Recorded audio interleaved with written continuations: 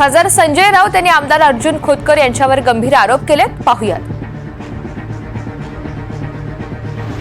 मी कालही म्हणालो 15 कोटीचं टार्गेट होतं. 10 कोटी जालन्यात जमा करायचे होते. जालन्यात पुढल्या 24 तासात समिती तिथून गेल्यावर, समितीचं काम संपल्यावर 10 कोटी रुपये जालन्यात जमा करायचे होते. आता जालन्यातून कोण आलं होतं?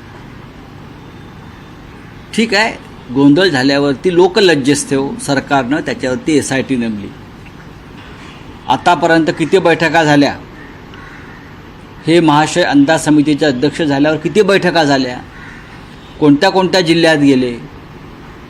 तिथे काय जमा झालं?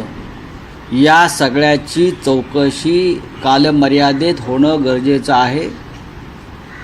आणि पुरावे नष्ट केले जातील, धमक्या दिल्या जातील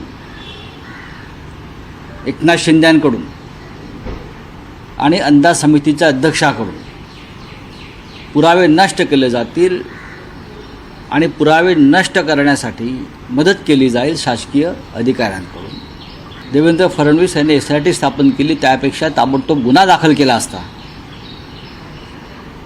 आणि त्या PAला ताब्यात घेतलं असतं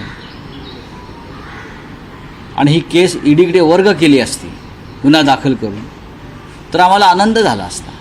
कारण 5-50 हजाराच्या केसेस फडणवीसांनी EDकडे सुपूर्द केलेल्या आहेत विरोधी पक्षाच्या, त्यांच्या नेत्यांच्या. मग ही एवढी मोठी रक्कम विधिमंडळातल्या कामकाजासंदर्भात बेकायदेशीरपणे जमा करूनसुद्धा देवेंद्र फडणवीस कोणाला वाचवत आहेत? विधिमंडळाची बदनामी करणाऱ्या अर्जुन खोतकरना वाचवत आहेत की स्वतःलाच वाचवत आहेत? हा खुलासा व्हायला पाहिजे.